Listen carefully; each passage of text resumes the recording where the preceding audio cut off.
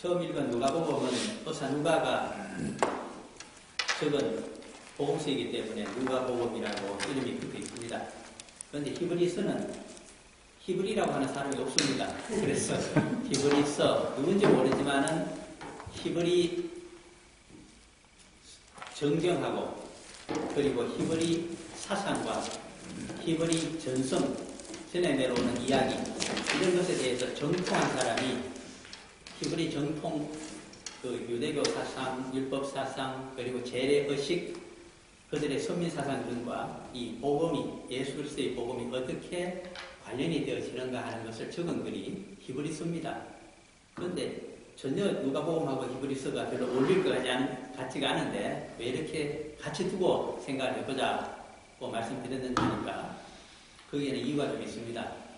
오늘 주제를 예수님은 왕이시냐 아니면 대제사장이시냐 하는 주제를 놓고 좀 생각을 해보기 위해서입니다. 우리는 다 왕을 좋아합니다. 왕은 다윗 왕 같은 경우에는 다윗 왕조가 그렇죠. 하나님이 인정한 정통 왕가이기 때문에 하나님이 그 나라에 서민들에게 주고자 하는 모든 은혜와 축복이 누구를 통해서 온다고 생각했느냐 하면 다윗 왕 또는 다윗 왕가를 통해서 온다고 생각했기 때문에 다윗 왕조를 중심으로 유대인들이 똘똘 뭉쳤습니다. 그것이 이제 정통이 되어서 나중에 그 유대 지파가 나중에 이스라엘 자손을 대표하는 지파로 이제 자리매김이 됩니다. 그래서 오늘날 그 이스라엘 사람이라고 하는 이야기보다는 유대인이라는 말을 더 많이 사용합니다. 그런데 그렇게 다윗 왕가를 통해서 그럼 하나님은 만민 구원과 영생 구원의 은혜를 주실 것인가? 천만입니다. 성경을 깊이 묵상해 보면 그것이 아니라는 사실을 알게 됩니다. 이 두 가지 대제사장과 왕의 차이가 무엇인가를 알게 되면 오늘날 우리가 처하고 있는 잘못된 신앙의 모습들을 많이 고칠 수가 있습니다. 그리고 복음의 깊은 비밀을 알고서 그 말씀에 비추어서 자신들의 삶도 의식 구조도 그리고 사회적인 활동도 교회 생활도 다 성도의 삶도 바꾸어갈 수가 있을 텐데 깊이 묵상을 하지 않고 말씀의 뜻을 깊이 상고하지 않기 때문에 엄청난 시행착오가 있습니다. 그런 의미에서 도대체 왕이냐 대제사장이냐 예수 그리스도가 우리의 구주는 도대체 역할이 무엇인가 하는 것을 또 그분의 역할을 따라서 우리 제자들이 따라가야 되기 때문에 우리 성도들은 그럼 왕으로 살아가야 되느냐 대제사장으로 살아가야 되느냐 똑같은 말입니다. 먼저 무엇보다도 제 얘기가 중요한 것이 아니라 항상 말씀이 우선입니다. 말씀에서 원전에서부터 정확히 뜻이 드러나야 우리가 하나님의 뜻에 이 말씀의 뜻에 우리의 생각과 사상을 맞춰갈 수가 있기 때문에 일종의 조율을 해야 되는 겁니다. 그렇죠. 피아노를 조율할 때 저는 없습니다만은 음을 조율하는 사람이 그 음을 듣고서 거기에 이제 맞춰가는 겁니다. 마찬가지로 우리 자신을 주님의 말씀의 뜻에 조율을 해야 되기 때문에 이제 그 말씀이 정확한 음이 무엇인지 뜻이 무엇인지를 새겨보고자 합니다. 누가복음 1장 1절에서 7절까지 한번 해석을 해보고 풀이해보시고 자신이 이해한 바를 체계적으로 진술해보시오. 이런 시험 문제를 낸다고 하면 엔간한 성도님들은 다 나가 떨어질 겁니다. 그것은 대단히 죄송한 말씀이지만 목사님 중에도 대부분이 제대로 풀이를 하기가 힘듭니다.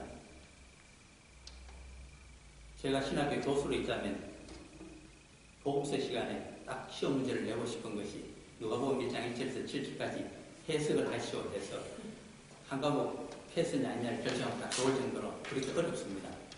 그런데 미리 모두에 말씀드릴 것은 의사 누가라고 하는 사람은 누가복음의 저자인데 굉장히 매력적인 사람입니다. 학문을 하는 사람들의 입장에서 바라보게 되면 의사 누가만큼 매력적인 사람이 없습니다. 왜 그럴까요? 이제부터 한번 봅니다. 그의 매력이 도대체 무엇일까? 누가복음 1장 1절입니다.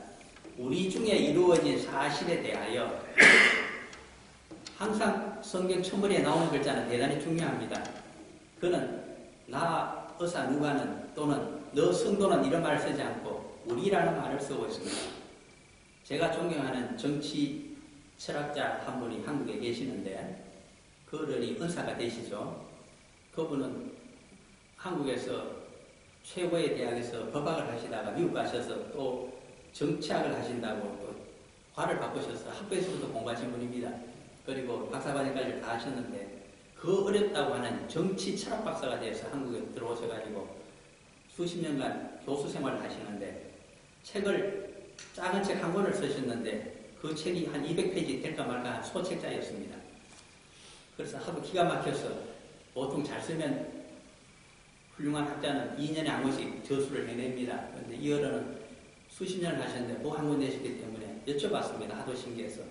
그 어려운 정치 철학을 하신 어른께서 어떻게 저수가 이렇게 작은 책 하나밖에 없습니까? 소책자밖에. 그랬더니 재밌는 말씀을 하십니다. 미국에서 공부하면서 그렇게 정치 사상을 많이 공부했지만은 남의 얘기를 다 빼고 내가 깨달은 것이 무엇인가를 적다 보니까 요것밖에 못 적었다 그러셨습니다. 그 책 제목이 나와 너와 우리라고 합니다. 왜 우리를 넣느냐 하니까 정치 철학적으로 리퍼블릭에 대한 공화 정신, 공화라고 하는 것은 우리들의 것에 대한 것이 공화입니다. 사실은 우리가 공존하기 위해서 우리들의 것으로 내놓고 내 것도 너 것도 아니라고 주장하는 그것이 우리들의 것입니다. 이 퍼블릭 렐럼이라고 하는 것이 과연 우리에게 있는가? 한국의 정치적인 비극은 퍼블릭 렐럼, 우리들의 것이었고 다 너 것이 아니면 내 것이라고 하는 의식 때문에 나라가 참 어렵기 때문에 그래서 자기는 나와 너와 합쳐서 우리가 될 수 있도록 뭔가를 내놓는 것, 공공재, 거기에 대한 생각이 기초라고 말씀하셨습니다. 똑같은 개념입니다. 우리 중에, 자, 여기서 우리라고 하는 것은 나와 너가 아니고 주 예수를 위해서 교회를 만들었는데 그 교회에 하나님 것으로 내놓고 사는 사람들을 얘기하는 것이 우리라는 개념입니다. 그러므로 그러한 생각 가진 자들, 성도들이 있는 중에서 뭔가가 이루어졌다는 겁니다. 그러면 우리라고 하는 것은 우리가 머릿속에 기억해야 됩니다. 가장 기본적인 개념이 무엇일까? 공생애를 의미합니다. 우리라고 할 때는 공생애가 없으면 우리라는 말을 쓸 수가 없습니다. 굉장히 생소하실 거예요. 영국에 가게 되면 이던 중학교라고 하는 유명한 중학이 하나 있습니다. 뭐 에덴인데 이름을 이던이라고 하니까 그렇죠. 거기가 최고의 명문이라고 합니다. 영국을 이끌었던 많은 정치학자들이 이던 출신들이고 경제계를 이끌었던 사람들이 이던 중학 출신입니다.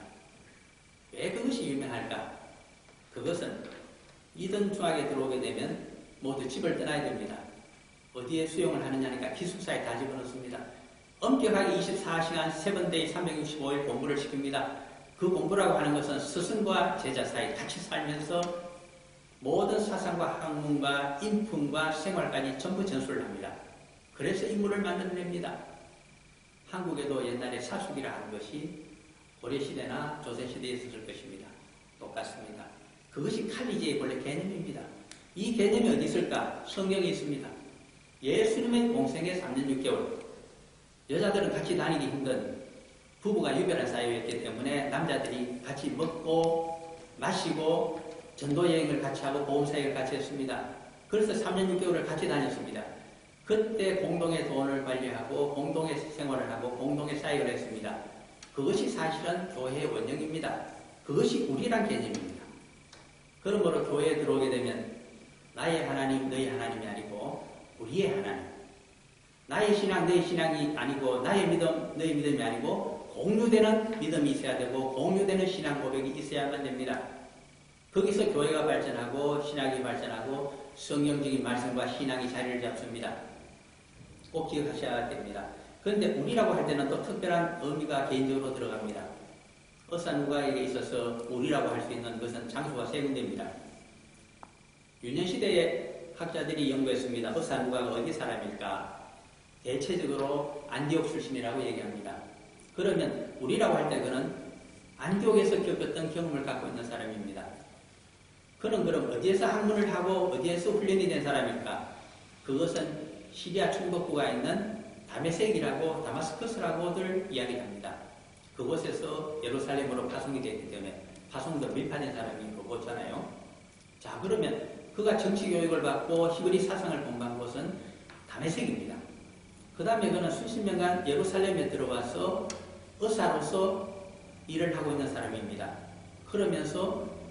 다메섹에 있는 시리아 총독부에서 필요로 하는 모든 정보를 체계적으로 수집하여 보고서를 올리는 사람입니다.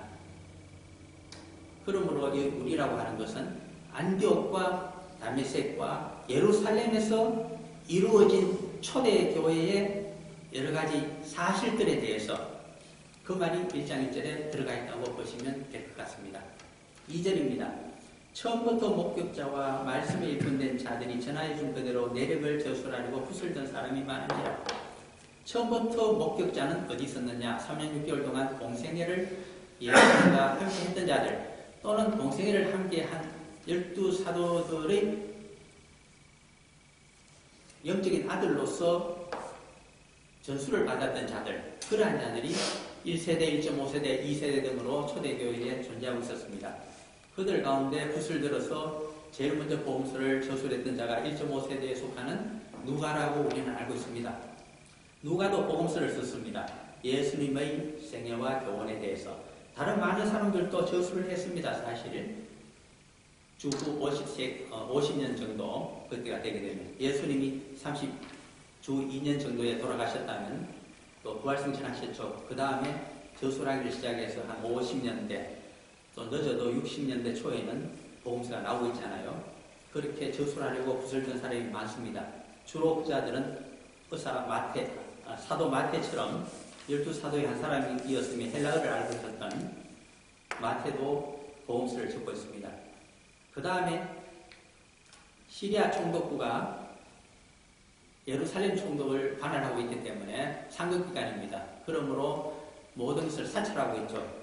그러므로 예루살렘에 밀파된 사람들 가운데서도 특별히 시리아 총독이 이 종교적인 사찰을 하고 있으니까 그것을 올리기 위해서 이 복음에 대해서, 예수 그리스도의 일생에 대해서, 초대교회 운동에 대해서 조사를 해서 보고를 많이 하고 있었다는 이야기입니다. 그것이 2절의 내용입니다.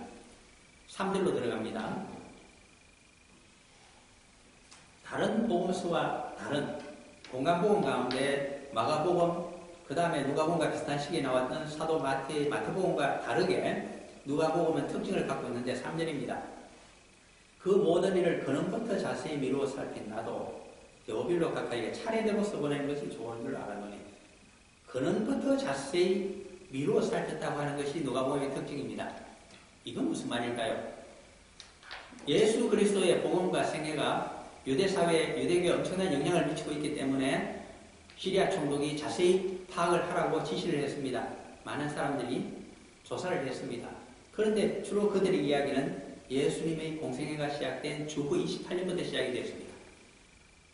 그런데 의사 누가마는 주후 28년 예수님의 공생애부터 기술해서는 복음은 이해될 수가 없다. 그러므로 근원을 살펴야 된다. 최소한 이 근원은 어디로 가느냐 하니까 예수님과 세례 요한의 탄생 시기로 소급돼서 올라갑니다. 그러면 주 28년에 약 30살 정도를 보면 주전 2년 내지 3년, 그때로 거슬러 가서 탄생 때부터, 태어날 때부터 이야기부터 시작해서 나는 하나님의 일을, 그리스도의 일을, 또 그를 이 세상에 소개했던 세례 요한의 일을 기술하고자 한다. 그것이, 그렇게 아는 것이 데오빌로 각하, 시리아마 총독을 이야기하고 있지 않나, 이렇게 많은 학자들이 보고 있습니다. 저도 그렇다고, 데오빌로는 익명으로 되어 있지만 데오는 하나님이고 빌로는 사랑이 아닙니까? 하나님을 사랑하는 자, 익명으로 하고 있지만 아마 시리아 총독이 아니었을까? 예루살렘 총독을 관할하고 있는 그에게 차례대로 써보내는 것이 좋은 줄 알아요. 그러면 공식 보고서를 시리아 총독에게만 주면 되지 왜 보고서를 남겨서 우리 성도들에게 주고 있을까? 그것은 양수 겸장으로 사용하기 위해서 그가 썼다는 이야기입니다. 그러므로 데오빌로는 하나님을 사랑하는 성도의 의미도 갖고 있다고 보시면 될 것 같습니다. 혹자는 아주 더 깊이 연구를 해서 데오빌로라고 하는 사람은 익명으로 되어 있으나 본디오 빌라도가 주후 26년에 총독으로 부임했는데 그 이전에 아마 예루살렘에서 로마의 행정관을 지냈는 것 같다. 그러다가 유대인 여자와 결혼하여 자녀를 생산했다가 시리아로 옮겨져서 나중에 출세하고 또 출세해서 시리아 총독으로까지 된 사람이 아니겠느냐, 이렇게 조사를 해서 내놓고 있는 분들도 있습니다. 그냥 그런 일설도 있다고 하는 것을 참고로 봐주시기를 바라고요. 4절입니다. 그가 이렇게 근원부터 따져서 이야기를 해줄 것 같으면 오늘날 초대교회가 발생하고 있는 그 모든 사건들에 대해서 각하가 알고 계시는 바를 더 확실하게 해줄 수 있는 효과가 있다는 겁니다.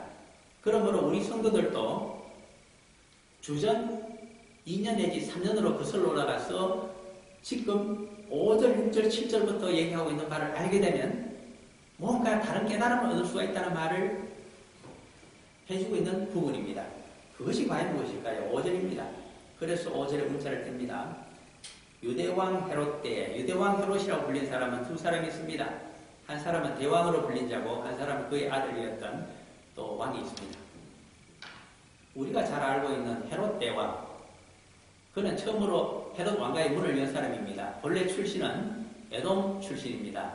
에돔은 주전 한 130년 내지 140년 경이 되면 예루살렘에서 레위인들이 왕가를 이룹니다. 하스모니안 왕조입니다. 두 번째 왕이었던 힐카누스 1세가 굉장한 영웅왕입니다. 그는 북쪽으로도 전쟁을 쳤고 특히 남쪽으로 전쟁을 쳤습니다. 우리가 알기로는 그는 북쪽으로 올라가서 세겜 아래쪽에 있던 거리심산인 사마리아인들이 성전을 부셔버렸습니다. 남쪽으로 내려와서는 이스라엘 사람들에게 가장 문제를 일으키고 있는 남쪽의 에돔 족속, 그들을 쳐부셨습니다. 아예 인종청소를 하려고 했더니 그 중에 상당 부분이 우리도 유대교원이 될 테니까 살려달라고 매어 달렸습니다. 그래서 인종청소를 하지 않고 그들의 마을을 전부 불태워버리고 대신 유대 땅 아래쪽, 국경 약간 아래쪽의 땅에다가 옮겨서 유대교인으로 살도록 특혜를 줬습니다. 그래서 그쪽이 이두메입니다. 그래서 이두메에서 나중에 아주 뛰어난 인물이 한 사람 나타나는데 그가 바로 헤롯 대왕의 아버지였던 안티파드로스라고 하는 사람입니다. 그가 하스모니아 왕조에서 나중에 출세를 해가지고 이 하스모니아 왕조의 뒤를 이어서 자기 독특한 둘째 아들을 그 유대의 왕으로 만들기를 원했습니다. 그래서 공주와 결혼시켰다가 나중에 로마의 도움을 얻어서 정말 두 번째 아들 헤롯이 대왕이 됩니다. 그리고 그 로마에 의해서 그는 왕으로 추대를 받고 자기를 반대하고 있는 유대인들을 물리치기 위해서 당시에 로마의 군대를 끌어들여서 서로 정복을 하고 왕조를 세운 사람이 헤롯 왕조입니다. 이 헤롯 왕이 주전 4년에 죽게 됩니다. 그런데 마태복음에서는 헤롯 대왕이 죽는 그 해에 일어난 사건을 적고 있습니다. 동방박사 사건들이 그러하지만 그러나 주전 4년까지 누가복음 가지는 않습니다. 30세 공생애를 주후 28년으로 보기 때문에 그렇습니다. 누가복음 3장 1절을 보게 되면 그 연대가 나옵니다. 유일하게 복음서에서 연대를 볼 수 있는데 누가복음 3장 8절에 디베로 황제가 통치한 지 15해 이렇게 나옵니다. 이때가 바로 디베로 황제가 주후 14년에 즉위한 사람이기 때문에 14년이 지납니다. 그래서 15해는 아마 주후 28년이 아닐까. 그렇다면 그때 30살이 되었다고 또 누가복음에서 기술을 하고 있습니다.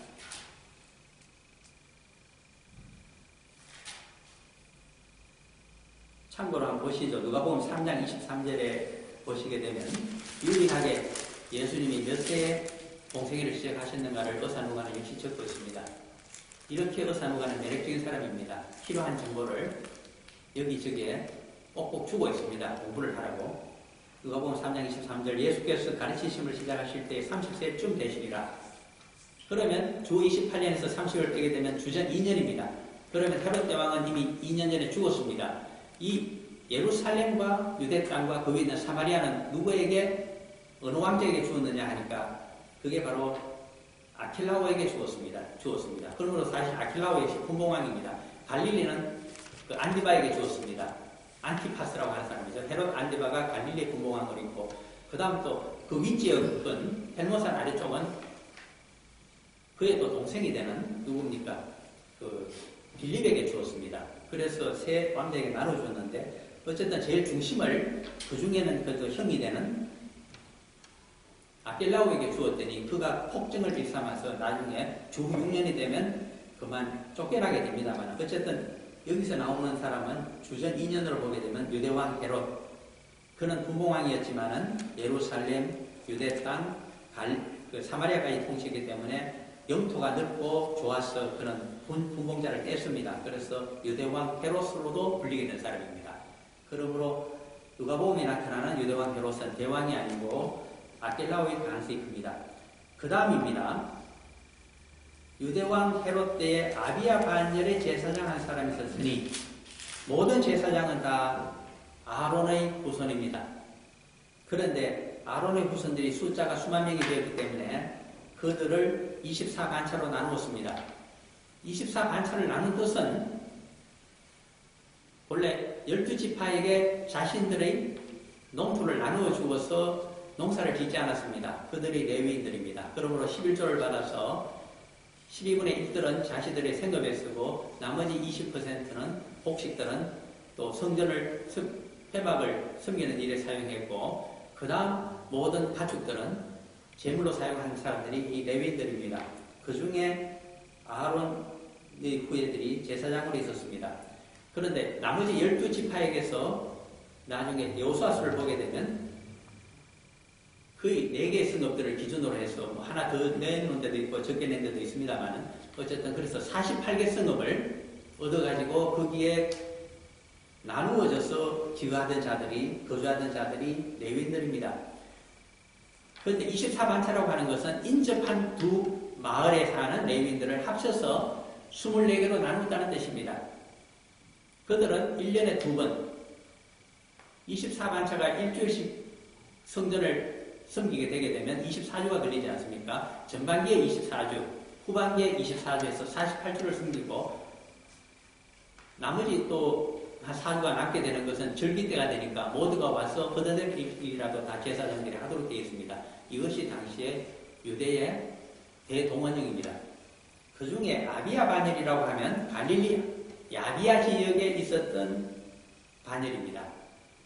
이웃한 마을과 합쳐서 아비야 반열이 형성되었기 때문에 야비야와 바로 그 위에 있던 갓헤벨이 갈릴리에서 그 지역은 예수님이 고향이라고 할 수 있는 나사렛에서 서북쪽으로 약간 떨어진 지역입니다.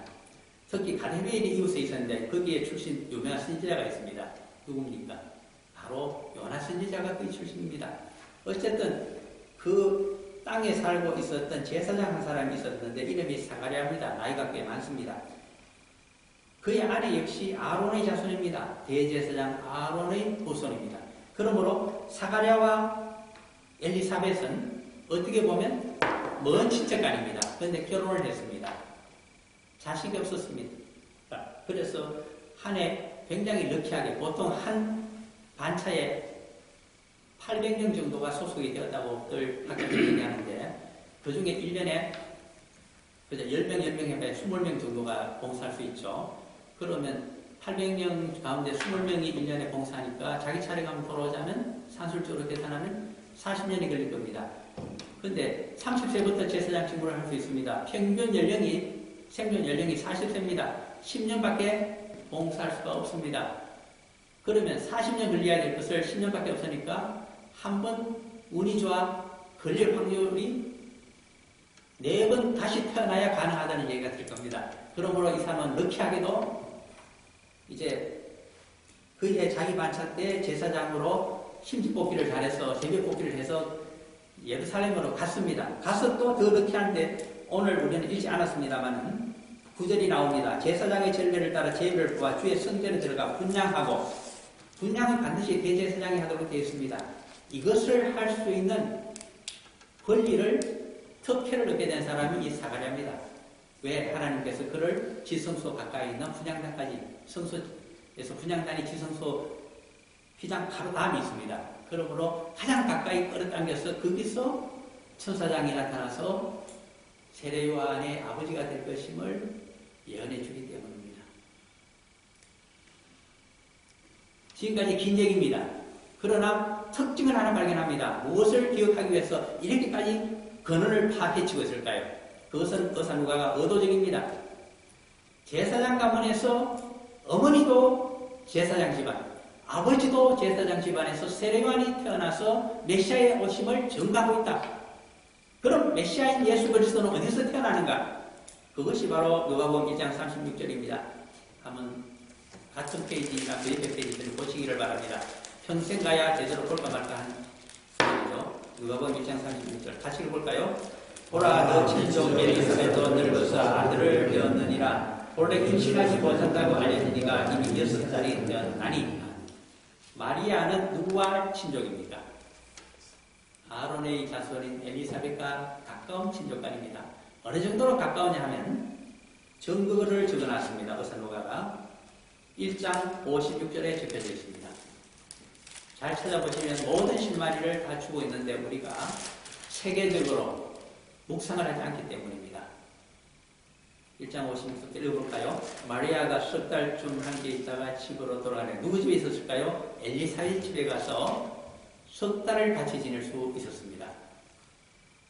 우리가 인생을 하고 있는데 형제들 집에 가서 석 달을 그냥 먹고 자고 한다고 하면 그냥 먹여줄까요? 집으로 빨리 돌아가라고 할까요? 만약 그런 사이가 있다면 그 형제와 자매 사이는 성경에 몇 번 기록해야 될 정도로 희귀하면서도 특殊한 사이입니다. 이 두 사람이 그렇습니다. 엘리사벳과 마리아. 세례 요한의 어머니와 예수 그리스도의 어머니는 아주 가까운 사이입니다. 적어도 사촌간이라고 하면 나이 차이는 많을 겁니다. 하나는 처녀였고 한 사람은 나이가 많은 유부녀였기 때문에.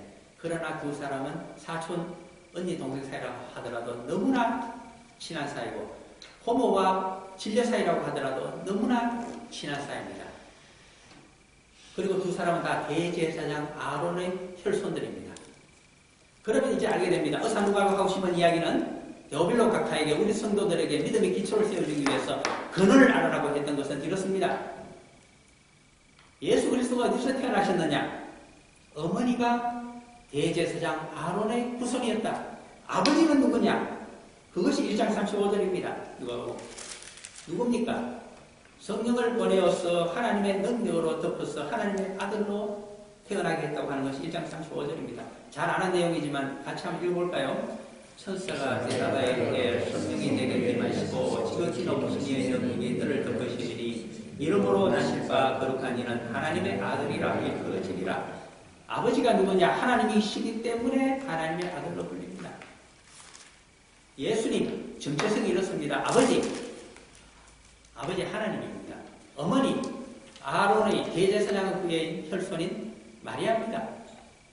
그런데 이 세상에 생물학적인 아버지가 아니라 법적인 아버지가 한번 등장합니다. 어사누가가 적었습니다. 어디? 누가복음 2장 1절에서부터 7절까지 적어놓은 내용이 바로 그겁니다.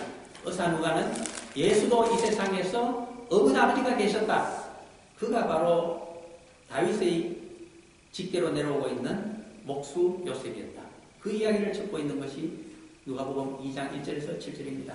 그런데 베들레헴에서 태어나자마자 가장 빠른 시간 내에 다윗의 혈손으로 어제가 되어서 양자로 입적이 되어서 등기가 된 사람이, 호적이 정리된 사람이 예수 그리스도라고 하는 사실이 사실은 누가복음 2장 1절에서 7절 사이 내용입니다. 그때 로마의 제일 첫 번째 황제였던 가이사 아우구스투스가 천하의 모든 로마의 속주 백성들은 가서 자기 고향에 가서 호적을 정리하라고 했기 때문에 이 명령을 지체하다가 나중에 결혼하여서 갔던 다윗의 혈손이었던 목수 요셉이 베들레헴에서 아기를 낳고 자기 아기는 아닙니다. 그것을 의사 마태는 동침하지 않았다고 적고 있죠. 그러나 자신의 장남으로 간주하여 호적을 정리해 주었습니다. 그 사건을 적고 있는 것이 누가복음 2장 1절에서 7절 사이의 내용입니다. 사실은. 이제 정리합니다. 복음의 기초를 어디에 세워야 할까? 어사누가는 이렇게 말하고 싶어합니다. 예수 그리스도, 우리는 예수 그리스도를 스승으로 모시고 그분처럼 사도 바울이 주장하는 그대로 우리도 그분처럼 살다가, 제자로 살다가 그분처럼 무덤에서 부활하여 우리가 부활의 몸을 입고 우리도 천국으로 들어가고 싶어한다. 사도 바울이 그토록 가지고 싶어한 것을 어사누가 자기도 갖고 싶다. 우리 성도들도 그것을 가져야 될 것이다. 그런데 예수 그리스도가 무엇인가를 알아야 그분처럼 살아갈 것이 아닌가, 공생애를. 그럼 예수 그리스도는 어떻게 살아갔던가, 자신의 정체성과 신분을 어떻게 정립했던가, 거기에서부터 복음은 탄생합니다. 우리 확실한 믿음은 거기에 기초를 해야 됩니다. 예수 그리스도는 어머니 쪽으로 보게 되면 대제사장 아론의 혈손입니다.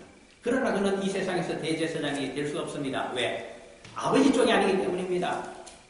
아버지가 아론의 혈손이어야 자기도 제사장이 됩니다. 어머니 쪽에서 태어났기 때문에 결코 이 땅에서 제사장이 되지를 못했습니다. 이 이야기를 가지고 히브리서로 가서 히브리서의 저자가 주장합니다. 그는 레위인이 아니었기 때문에 제사장이 될 수가 없었다. 그러므로 아버지 쪽을 따라서 아버지 하나님의 제사장이 될 수밖에 없었다. 아버지 하나님의 제사장이 이 땅에 온 적이 있다. 그 사람의 반차를 쫓아서 되었다. 그것이 히브리서의 이야기입니다. 그 자가 누굽니까? 창세기 14장에 등장하고 있는 살렘왕 멜기세덱이 바로 하나님의 제사장입니다. 똑같은 이야기를 히브리서에서는 제7장에서 정체를 알 수 없는 하나님의 제사장 멜기세덱의 반차를 쫓아서 하늘나라에서 그는 대제사장이 되셨고 우리를 위해서 성소에 들어가셨다. 지금도 우리를 위해서 대제사장으로 일을 하고 계신다. 그 주님을 믿으라고 하는 것이 우리들에게 주고 있는 히브리서 저자의 믿음의 내용입니다. 그 다음에 아버지 쪽을 생각해 봅니다. 이 땅에서의 아버지가 누굽니까? 다윗입니다. 다윗의 직계가 아버지 목수 요셉이었고 자신을 양아들로 장자로 입적을 시켜주었기 때문입니다. 이 일 때문에 예수 그리스도는 동생회를 하기 위해서 30세에 출가를 하고 나자 그의 동생이었던 남자 동생이 여자 동생도 많습니다만 남자 동생이 4사람이었습니다. 그것은 마리아와 아버지 목수 요셉 사이에 금슬이 좋았다는 얘기입니다. 얼마나 금슬이 좋았으면 배가 불러있는 자기 아들도 아닙니다. 여자를 아무리 성령님이 데려오라고 해도 데려와서 동침하지 않고 하나님 아들을 거의 편하도록 신앙심도 좋았던 목수 요셉입니다. 저는 목수 요셉을 묵상해보면 야 나보다 굉장히 훌륭한 사람이구나 하는 것을 알게 됩니다. 그랬던 사람입니다. 그런데 그 사이에서 아들 4을 낳게 됩니다. 그 중에 2 아들의 이름은 우리가 잘 압니다. 물론 성경에 4아들 이름이 예수님의 남동생 이름이 다 나옵니다만 2사람이 특히 유명합니다. 예수님의 바로 밑에 동생 이름이 야고보입니다. 낙타무릎 야고보.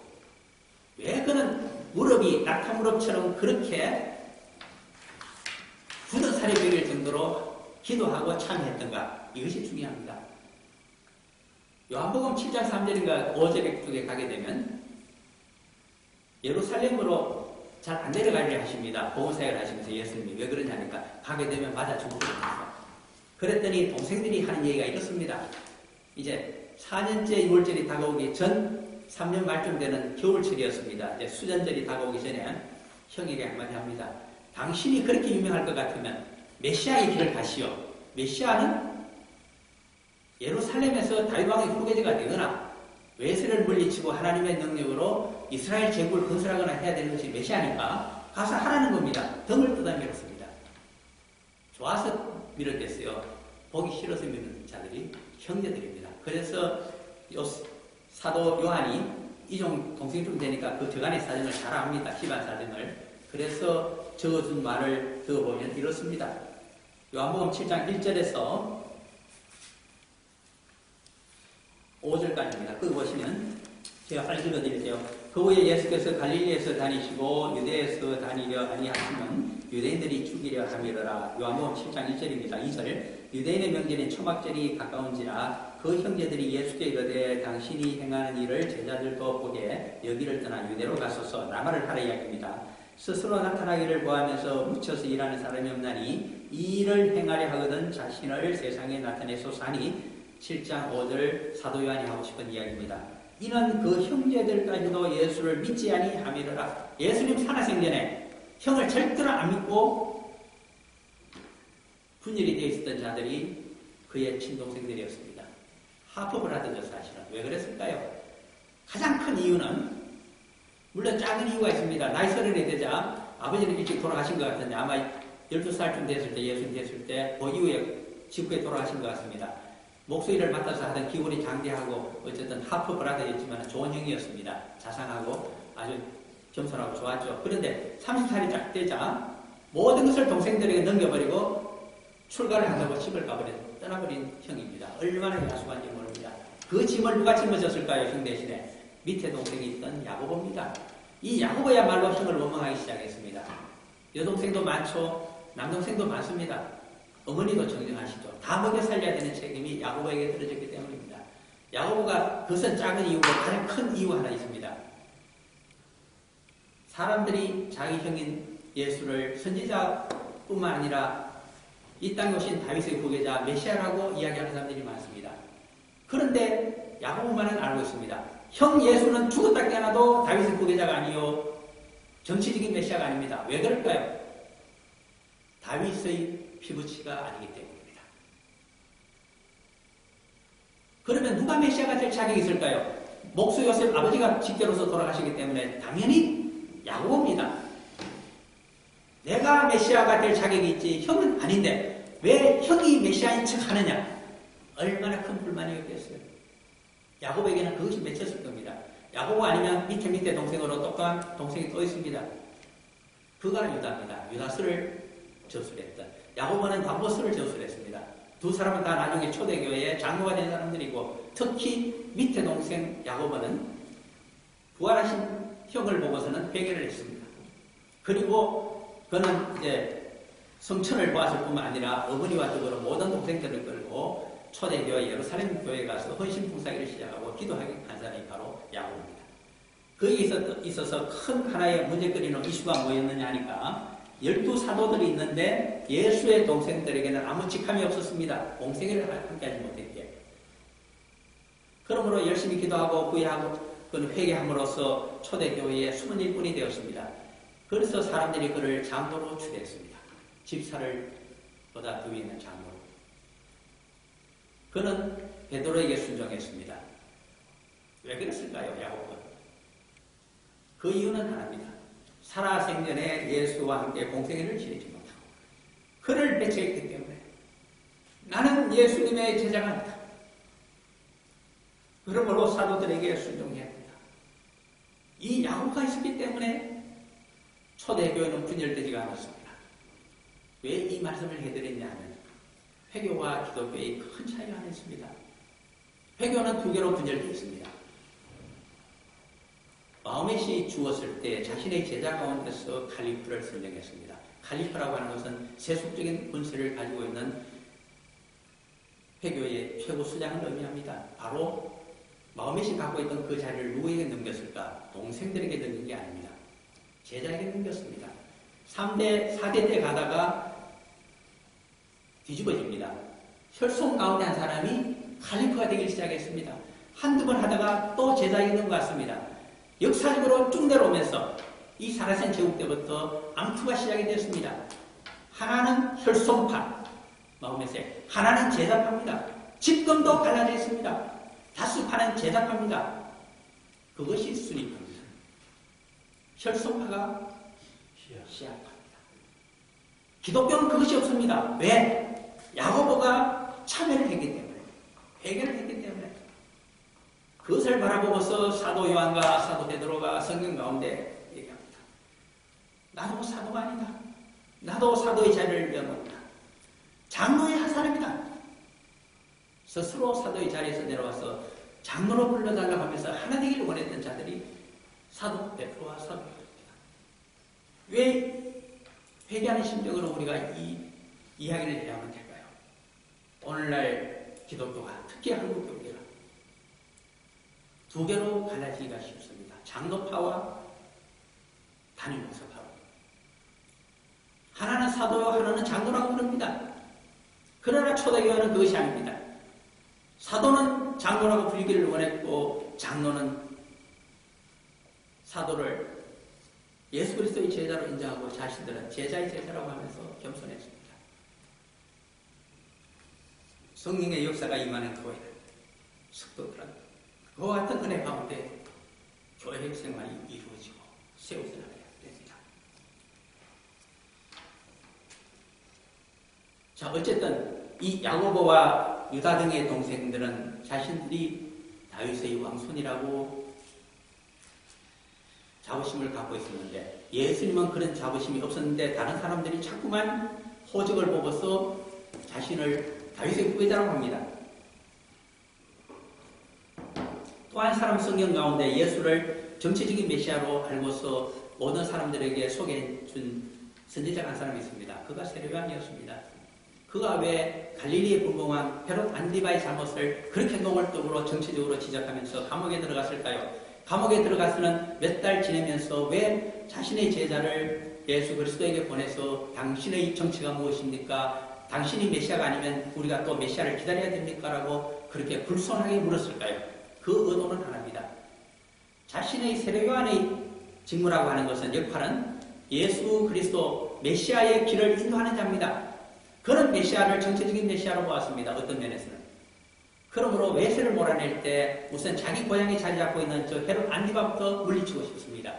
잘못도 엄청나게 범해놨습니다. 율법을 어겼기 때문입니다. 이복동생이긴 하지만 이복동생 빌립의 아내를 헤로디아를 그것도 어떻게 따지면 자기 친척입니다. 조카뻘 되는 여자를 연애해서 아내로 맞이했던 자가 헤롯 안디바입니다. 그 잘못을 지켰습니다. 너 형제의 부인을 범하지 말라. 형제의 하치를 범하는 것 같은 잘못이니라. 이는 여호와에게 악한 것이니라. 그런 자는 쳐죽여버리라고 레위기에서 기술하고 있는 율법인데 그 악을 행했기 때문에 가차없이 비판했습니다. 그 결과 감옥으로 들어갔습니다. 몇 달이 지나도 그의 생각에는 몇 달 지나지 않으면 하나님의 능력으로 이 외세 헤롯 왕가를 물리쳐버리고 예수가 유대인의 왕이 될 것으로 그렇게 기대했습니다. 그러나 꿈쩍도 하지 않습니다. 못 본 채 합니다. 예수님이 하답답에서 제자들을 보내어서 속내를 알아보려고 했습니다. 예수님의 말씀은 그것이 아닙니다. 나는 천국의 복음, 아버지 하나님의 뜻을 천국 복음으로 전하고 인간의 모든 질병과 장애와 하나님 믿는 데 있어서 또 귀신이 방해가 된다면 전부 치료를 해주고 그리고 하나님 나라를 이 땅에 임하게 하며 하나님의 공의의 정신을 펴기 위하여 세워왔지 그 정치적인 메시아가 아니라고 하는 뜻을 전해주었습니다. 이 이야기를 듣고서 세례요한은 회개를 했는지 절망했는지 모릅니다. 그러나 얼마 지나지 않아서 참수가 되고 말았습니다. 그래서 예수님께서 말씀하십니다.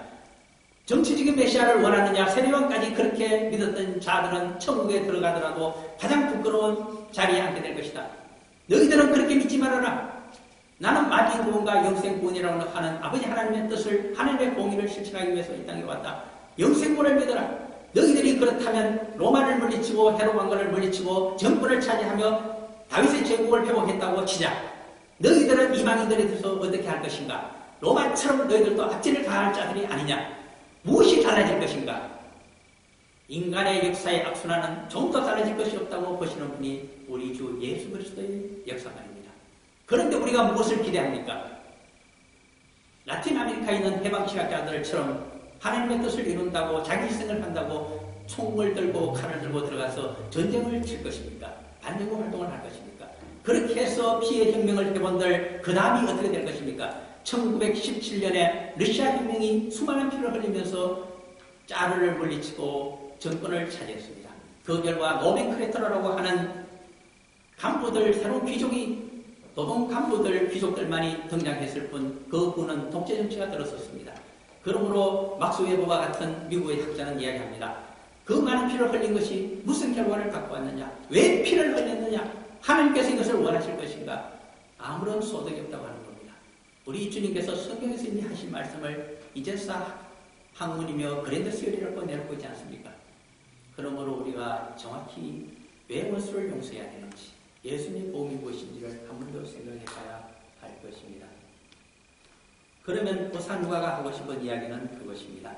어머니 쪽으로 보게 되면 제사장 가문이지만 아버지 쪽이 아니기 때문에 제사장이 될 수 없었고 그러므로 그가 대제사장이 되기 위해서는 하나님 아버지 쪽을 따라야 됐는데 그것이 바로 하나님의 대제사장 멜기세덱의 길을 잇게 된 것이라고 히브리서에서 풀이를 해주고 있습니다.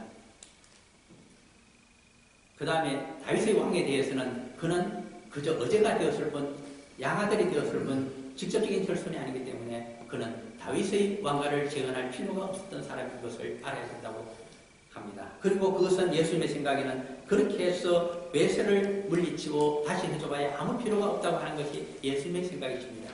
이 생각은 이사야서에 사실은 들어있습니다. 이사야서는 66장으로 되어 있는데 39장까지는 구약적인 모습이고 나머지 40장부터 66장까지 27장은 신약적인 모습으로 되어 있다고 말씀드렸습니다. 구약의 역사를 끝내면서 한마디 이사야가 39장 끝머리에서 진술하고 있습니다. 그 내용이 무엇이냐니까 한번 보실까요? 몇 번 우리는 본 적이 있습니다만 아직 안 보신 분들을 위해서 이사야가 해주고 싶은 이야기, 왜 메시아를 필요로 하는가에 대한 이야기가 정확히 한 절에 축약이 되어 있습니다. 이사야서 39장 마지막인 8절 내용입니다.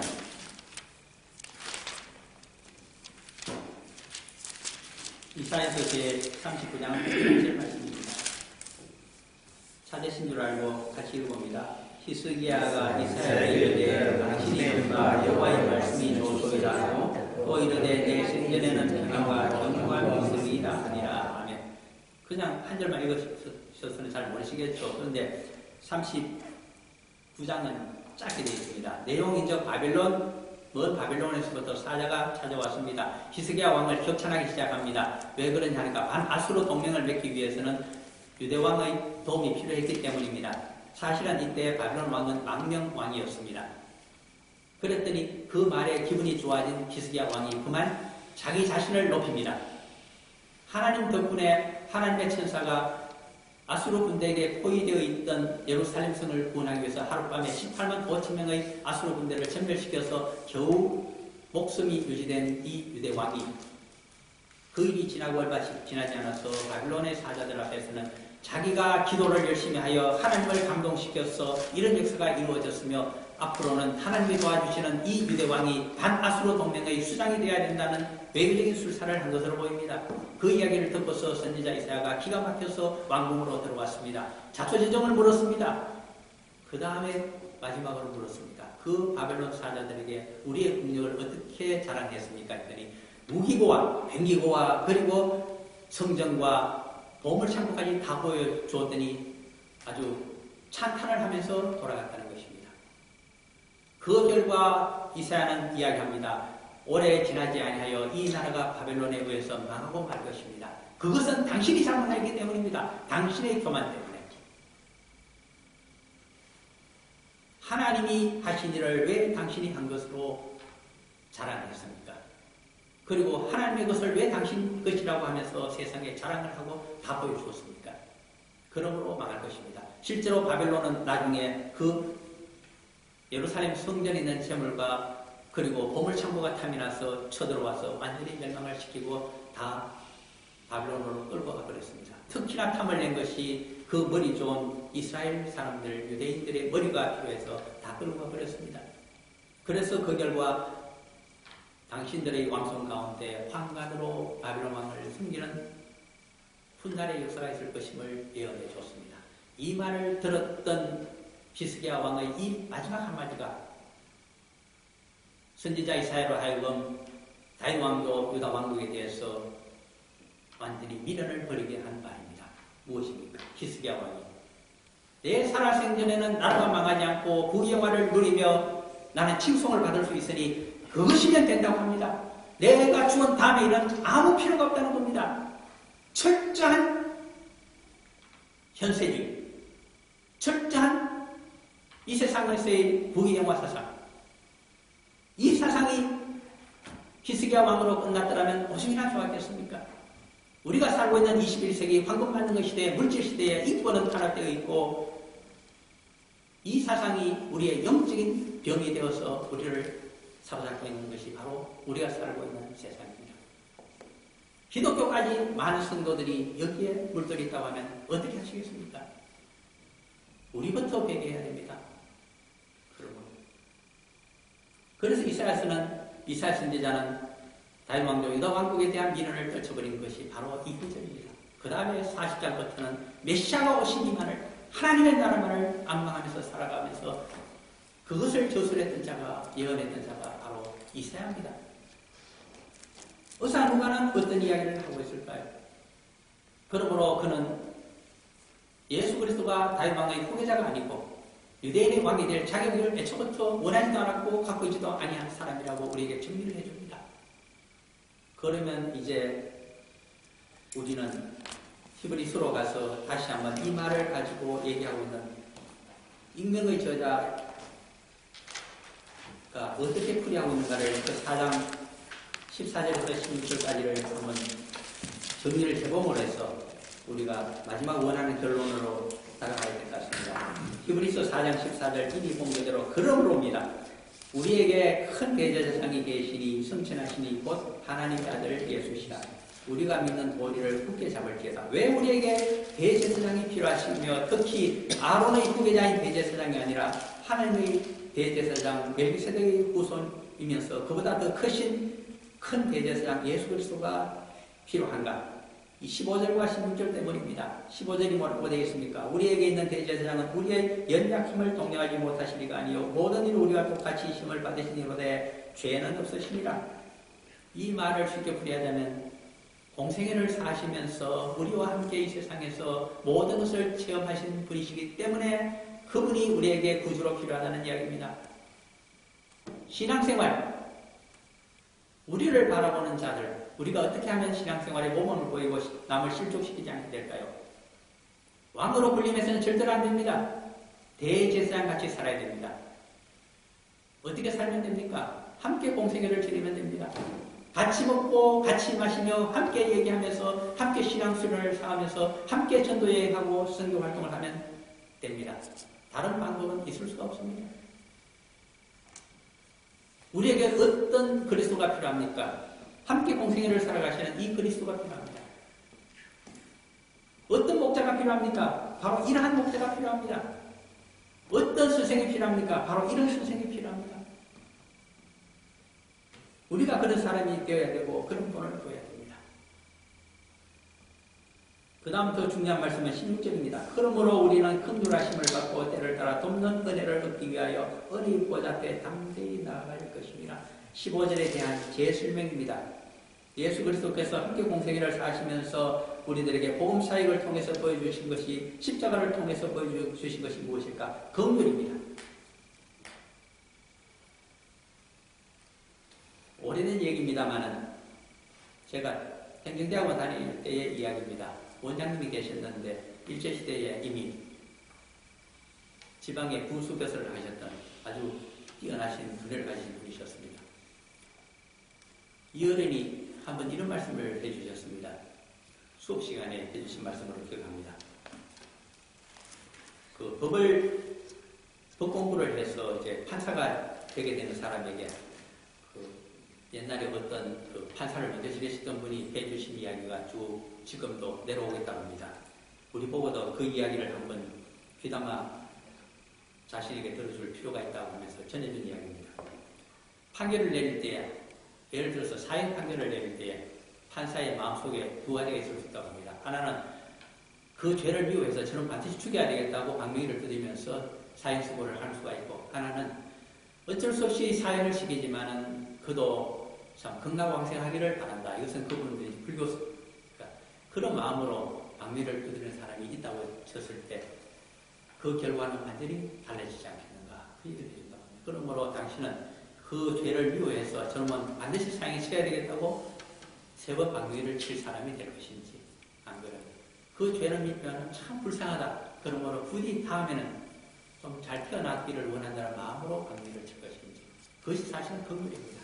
그 두 가지 중에 어느 것을 이제 선택해야만 되는데 후자를 선택하는 훌륭한 법관들이 되시오라고 하는 것이 그 옛날부터 전해져오는 선배의 말씀이라 그러셨습니다.